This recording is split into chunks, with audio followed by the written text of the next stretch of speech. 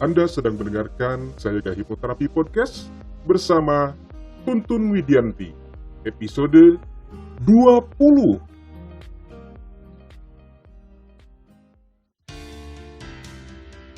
Selamat datang di serial audio podcast bersama Sayaga Hipnoterapi, institusi penyedia layanan hipnoterapi dan konseling profesional di Kota Bandung yang membantu penanganan berbagai masalah kesehatan, emosi dan perilaku yang mengganggu kualitas hidup.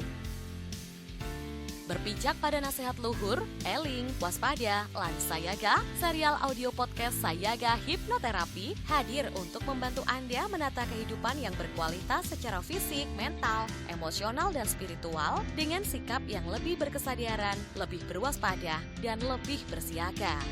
Halo para kawargian Sayaga, jumpa lagi bersama saya Tuntun Widianti. Semoga para kawargian senantiasa selalu berada dalam keadaan sehat, bahagia, dan berkelimpahan rezeki dimanapun dan kapanpun Anda berada. Saya akan menyampaikan tentang kendalikan amarahmu. Nah, para kawargian Sayaga, lagi dan lagi kita selalu dipenuhi tentang pemberitaan kekerasan. Seolah-olah semua permasalahan akan selesai begitu saja jika diselesaikan dengan emosi atau dengan kekerasan. Dan ini lagi dan lagi alasannya simpel sekali atau sederhana sekali. Biasanya mereka ketika ditanyakan kenapa hal ini terjadi, selalu mereka akan menjawab karena tidak bisa menahan amarah atau terpicu oleh emosi.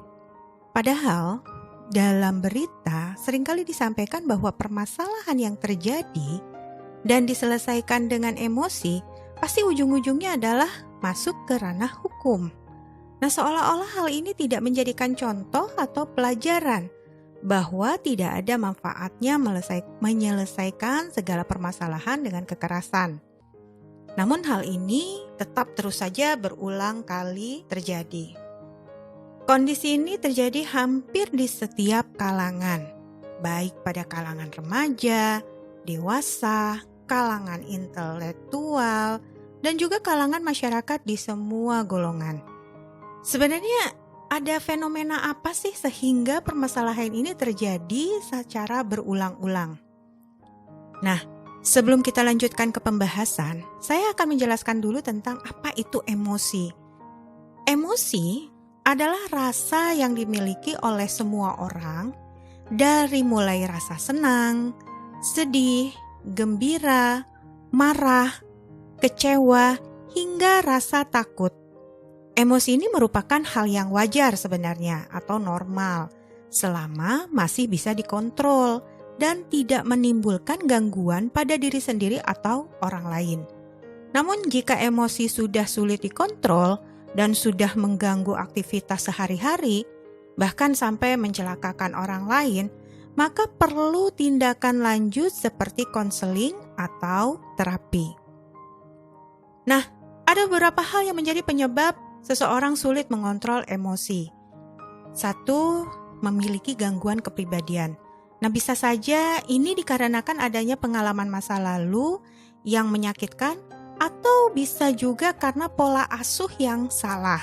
Nah, jadi hati-hati ya para kawargian yang sudah memiliki anak, hati-hati mengasuh, memberikan pola asuh, jangan sampai menjadikan anak menjadi seorang anak yang pemarah. Nah, kemudian yang kedua adalah memiliki gangguan mood atau gangguan kecemasan. Kemudian yang 3, terlalu banyak pikiran atau stres. Nah, di sini terlalu banyak pikiran atau stres juga itu menjadikan energinya habis untuk memikirkan suatu permasalahan yang dianggapnya berat. Sehingga energi ini menjadi berkurang ketika ia menghadapi situasi yang menekan atau yang tidak mengenakan, yang pada akhirnya memunculkan perilaku emosi atau perilaku yang tidak bisa mengendalikan emosi. Nah, tentu saja ini pasti akan merugikan dirinya sendiri. Kemudian yang keempat adalah daya tubuh yang menurun atau memiliki penyakit tertentu yang dianggap berat. Ketika seseorang memiliki penyakit yang berat, otomatis energinya pun akan habis untuk menghadapi penyakit yang dirasanya berat tersebut. Kemudian ketika dia juga menghadapi suatu masalah, pada akhirnya masalah yang ia selesaikan adalah dengan menggunakan emosi atau dia sulit untuk mengontrol emosi. Nah, kemudian yang kelima, faktor kelelahan atau terlalu banyak aktivitas. Ini sudah pasti, lagi-lagi energi dan energi. Ketika dia kelelahan atau mungkin sudah seharian penuh, dia sudah capek karena terlalu banyak aktivitas. Ketika sore, misalnya pulang kerja, kondisi macet, ada yang nyalip, itu pasti luar biasa energi yang harus dikeluarkan oleh orang tersebut untuk bisa menahan, aduh jangan sampai saya marah. Tapi banyak sekali pemberitaan yang seringkali kita dengar atau kita lihat di jalan ketika jam-jam sibuk, itu pasti banyak sekali orang yang memaki atau marah-marah dengan pengendara lain karena dianggapnya ya menyerobot jalan misalnya. Nah, itu juga seringkali terjadi. Kemudian yang keenam adalah kurang tidur dan sering bergadang. Nah, ini tentu saja ketika seseorang kurang tidur atau kurang istirahat, tentu saja energinya juga akan melemah. Kemudian yang ketujuh, kurang asupan makanan yang sehat. Ini juga pasti ketika kurang asupan makanan yang sehat, tubuh pun akan menurun ya. Jadi bisa saja jadi sakit, pusing atau kurang enak badan, dan itu juga akan berpengaruh terhadap mood juga. Yang kedelapan adalah pecandu alkohol dan obat-obatan. Nah, ketika seseorang yang memang sudah menjadi pecandu alkohol atau obat-obatan, tentu saja dia juga akan sulit untuk bisa mengelola emosinya. Jadi seringkali terpicu oleh sesuatu hal yang akhirnya dia menjadi marah yang berlebihan, memukul atau bahkan sampai menyakiti orang lain. Kemudian yang kesembilan adalah perubahan hormonal. Nah, ini seringkali untuk perubahan hormonal ini terjadi pada remaja ya. Pada remaja atau mungkin pada perempuan ketika akan menstruasi. Biasanya akan terjadi perubahan hormonal, dan di sini juga akan ada perasaan yang kurang nyaman pada seseorang. Jadi bawaannya biasanya menjadi marah atau sedih gitu. Nah, ini juga ya bisa terjadi perubahan mood ya gitu. Mood yang tadinya biasa-biasa saja atau misalnya yang kayaknya gak ada masalah, harusnya saya bahagia hari ini misalnya, tapi kok bawaannya kayaknya pengen marah atau bawaannya sedih. Nah, ini bisa saja karena tadi adanya perubahan hormonal. Kemudian yang ke-10 biasanya terjadi pada kalangan ekonomi menengah ke bawah. Orang yang berada pada taraf ekonomi menengah ke bawah tentu selain minimnya pengetahuan dan dari dampak melakukan kekerasan juga tentunya dikarenakan adanya energi yang ia miliki telah habis digunakan untuk berpikir dan untuk survival atau mempertahankan hidupnya. Di sana pasti orang akan berpikir, saya harus melakukan apa hari ini agar keluarga saya bisa makan. Apalagi untuk orang-orang yang penghasilannya sangat minim, kebayang dengan pengeluaran atau kebutuhannya yang cukup besar, dengan harga-harga yang mulai naik, sedangkan dia misalnya harus mencari biaya untuk sekolah anaknya, untuk makan, untuk kehidupan sehari-hari, tentu energinya akan habis. Dan ketika dia harus berlaku baik-baik saja saat dia mendapatkan suatu permasalahan yang membuat dia menjadi tertekan, ini biasanya akan sulit dia mengontrol emosinya. Jadi biasanya akan dilakukan tindakan kekerasan yang spontanitas. Nah, ini seringkali terjadi. Yang terakhir adalah untuk orang-orang yang memiliki kekuasaan. Biasanya karena mereka merasa bahwa saya punya kekuasaan, saya adalah orang hebat. Ini ada beberapa oknum atau beberapa orang yang tidak bisa mengendalikan emosinya. Biasanya ini dikarenakan ada ketersinggungan, merasa tersinggung bahwa harga dirinya diinjak-injak oleh orang lain. Makanya itu juga akan memicu dia melakukan tindakan emosi. Nah, para kawargian sayaga, emosi ini sebenarnya wajar ya ketika kita menemui kejadian yang tidak sesuai dengan harapan kita.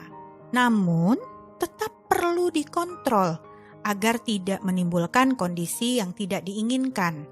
Nah, sekarang ada beberapa cara untuk mengontrol emosi. Ketika kita dihadapkan suatu permasalahan yang tidak sesuai dengan harapan kita, yang pertama kali dilakukan bisa dengan mengambil nafas dalam-dalam dari hidung, kemudian keluarkan secara perlahan dari mulut. Lakukan hal ini beberapa kali.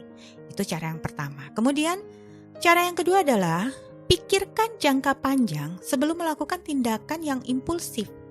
Jangan sampai berujung pada permasalahan hukum.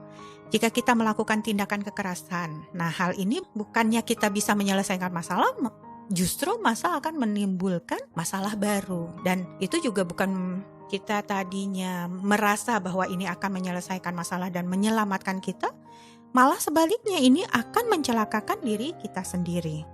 Kemudian cara yang ketiga adalah redakan emosi dengan mengalihkan fokus perhatian kita pada kegiatan yang dapat menguras energi kita. Nah, kalau untuk hewan, mungkin ketika dia ada di dalam kondisi stres atau di dalam suatu tekanan, dia akan menggerakkan, menggoyangkan tubuhnya untuk bisa mengeluarkan, melepaskan energi itu. Nah, kalau di manusia apa? Salah satunya bisa dengan menggunakan atau cara dengan berolahraga atau menguras energi kita. Nah, biasanya kalau kita sudah lelah, sudah capek melakukan olahraga, biasanya emosi itu sendiri akan turun dengan sendirinya. Kemudian bisa juga kita melakukan meditasi. Kalau misalnya kita dapat suatu permasalahan, kita menyendiri di ruangan yang hening, kita lakukan meditasi dengan mengatur nafas secara perlahan, itu juga bisa meredakan emosi.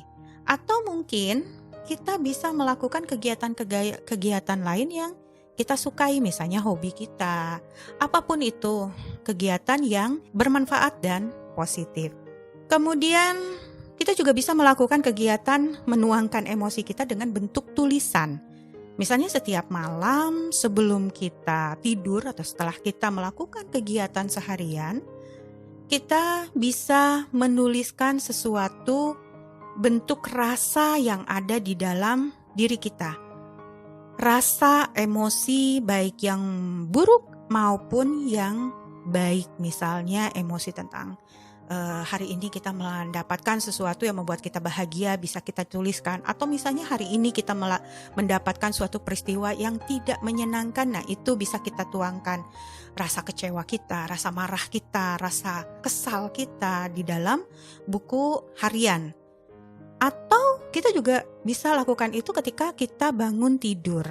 Jadi kita tuliskan di kertas atau di buku segala rasa yang kita rasakan. Jadi jangan kita buat tulisan apa yang kita rasakan di media sosial. Ini juga akan berdampak buruk karena bukannya menyelesaikan masalah, ini pun akan membuat masalah yang baru. Yang kelima adalah perbanyak istirahat atau istirahat yang teratur. Jadi tidak melakukan bergadang, tidak minum minuman keras, dan kita juga tetap harus makan dan minum yang bergizi. Nah, itu beberapa tips yang bisa para kawargian lakukan ketika para kawargian merasakan muncul suatu perasaan yang kurang nyaman seperti tadi. Kemarahan, adanya kemarahan, kekecewaan, atau mungkin kesedihan. Itu bisa para kawargian lakukan untuk membantu atau pertolongan pertama saat kita marah. Jadi untuk meredakan kemarahan. Nah, lalu gimana kalau misalnya kita sudah melakukan cara-cara tadi nih, tapi kok kayaknya masih nggak membaik ya? Kok masih rasanya nggak enak di hati saya ya? Kok saya masih tetap pengen marah? Kayaknya kalau mukul orang itu semua kemarahan saya bisa hilang. Nah, ini tandanya kan sudah terjadi sesuatu yang akan merugikan orang lain dan juga merugikan diri sendiri. Nah, jika hal tadi yang sudah saya sampaikan sudah dilakukan dan tidak ada pengaruh apapun, Artinya, para kawargian harus segera mengkonsultasikan hal ini kepada ahlinya agar nanti diberikan bantuan penanganan yang lebih dalam. Demikian para kawargian, semoga bermanfaat. Salam sehat selalu. Salam. Serial audio podcast Sayaga Hipnoterapi menghadirkan inspirasi kehidupan yang diintisarikan dari berbagai keilmuan psikologi dan pengembangan diri yang juga diadaptasi dari kisah nyata para individu yang menjalani program terapi dan konseling bersama tim profesional dari Sayaga Hipnoterapi.